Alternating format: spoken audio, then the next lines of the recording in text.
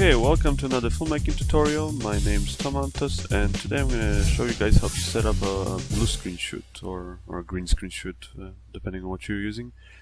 And what's even more important, I'm going to show you how to do it on a low budget. I'll tell you basically how you can make a blue screen, then how you should set it up, and then at the end what's the best way of lighting it and why. Okay, so let's begin. First, before you start, you'll need a blue screen, obviously. So if you have the money, you can just simply rent a nice blue screen studio and all your work is done for you. But for the rest of us who don't have the money, we can make our own. So basically the way that I did in this example is I got a big piece of blue cloth. Once again, you can use blue or green in this project that we're shooting. I happen to have some clothing that had some green colors in it, so we decided to go with a blue screen.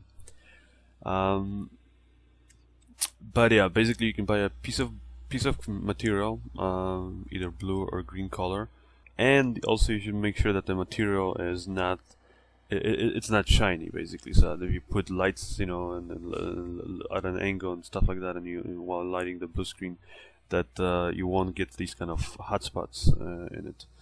And then other than that, just pretty much buy as much material as you need, and then you can just kind of wrap it around and put it basically like you see the way we've done up here, where we hang it on the top on this long kind of a beam that we have standing on two light stands. And actually, just to give you another tip, just while looking around on eBay, I realized that you can buy a really good quality blue or green screen cloth for pretty cheap these days. So that's actually another option if you just don't want to, bother looking around in your local stores and whatever. You could just simply order it online and get a nice blue screen package, and many times you'll actually get it with these kind of light stands like you see I'm using up here, and ways of mounting it and things like that, so that might save you a bit of time. And the good thing is that you can fold it up, pack it in your car, and then doesn't matter what location you're at, you can always just basically unfold this piece of cloth, and then right there you have your little mini blue screen or green screen studio. So here's the first step of setting up a blue screen. Is first of all, you want to do it in a place where you don't have too much, or where you don't have any light, kind of outside light that you can't control coming in. The reason why is because you really want to be able to control all the lights in a blue screen kind of a shoot. So in this case, we actually shot this in a old warehouse, and there was a few windows actually. One window right behind the blue screen there, and so basically what we end up doing is just we end up blocking out all those windows so that we had no outside light coming in. Then we basically set up our two light stands, a beam on top of those, and then we draped the blue screen over that beam.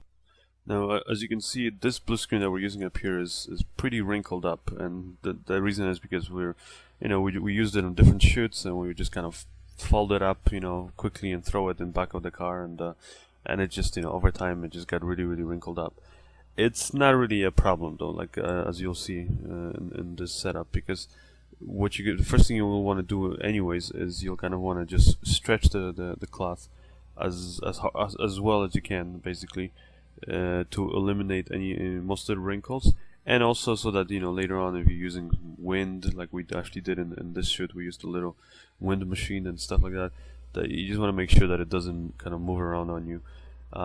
So by stretching it, you'll eliminate the bigger wrinkles, and the small wrinkles you're gonna eliminate anyways when you're actually lighting the blue screen. So once you have the blue screen nice and kind of stretched over, then we start setting up the lights. And blue screen, basically what you want to end up doing is you want to kind of light it evenly from every side. So up here we end up having one light from the top up here, which is a 1000 watt, and it's a softbox. It creates these very soft and limited shadows. Then we also have 1K light on the left side, and then another 1000 watt light on the right side, and they're all more or less at the same angle. So that's pretty much as far as as far as lighting a blue screen goes. Now, of course, if you're shooting, for example, in a big blue screen studio where you have a big area to cover, you're basically just gonna end up using more lights. But again, the rule of thumb is that if you're using, for example, a 1000 watt light on one side, then you should use the same kind of strength light on the other side, so that this way they kind of eliminate each other and they kind of cancel out the shadows. And this way, that's how you make all those little imperfections in your blue screen kind of disappear. Now the next thing we're going to do is basically light the subject. So here we have a nicely lit blue screen shot.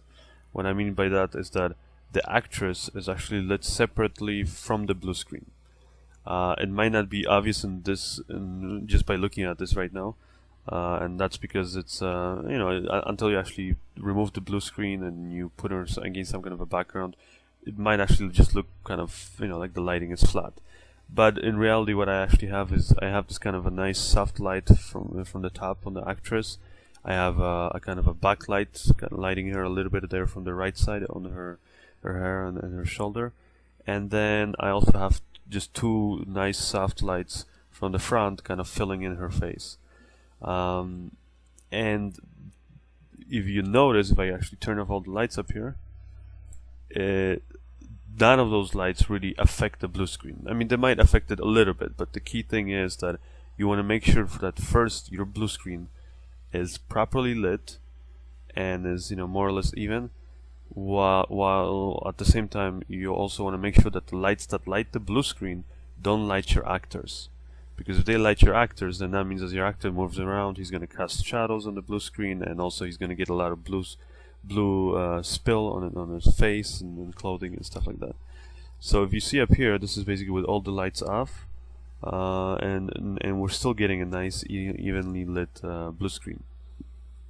The way to achieve this is basically, first you want to have a long enough kind of a blue screen so that you can put your actress forward, kind of away from the blue screen itself. You don't want to have them right up against the blue screen, because then it's really hard to separate them. So in this example, I think we had around maybe 6 feet of this distance from the blue screen. And as you can see, with all the lights for the actress turned off, she's pretty much black. We just see an outline. But yet the blue screen is nicely lit. Now we're gonna turn on all the lights slowly, one by one.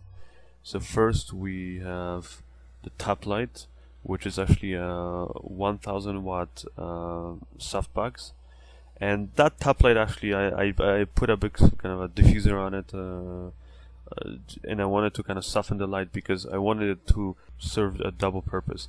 I wanted to light the actress from the top, kind of give it this kind of nice sort of soft light, while at the same time just filling in a few of those wrinkles there on the blue screen. So that's why it's this big softbox that kind of hangs over the whole set. Then we have the backlight there on the right side, which lights again just the actress. If I go back and I turn it off, you see that doesn't affect the blue screen.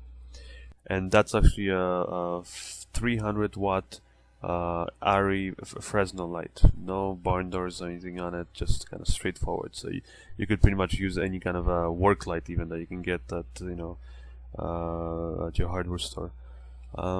Then we have another. It's a fluorescent Kino flow light.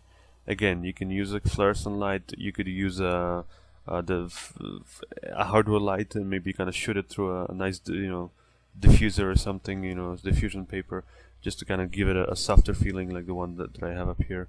And the reason why I used the Kino flows up here is because we could afford it, and because we had 2 Kino flows, and the Kino flows allow you to kind of control the brightness of the light really nicely. You just have this little knob on the side of the light, and you can just kind of turn it up and down. And so I wanted to make sure that this light from the front is the exact same strength as the light here on the left side, which is again another Kino flow.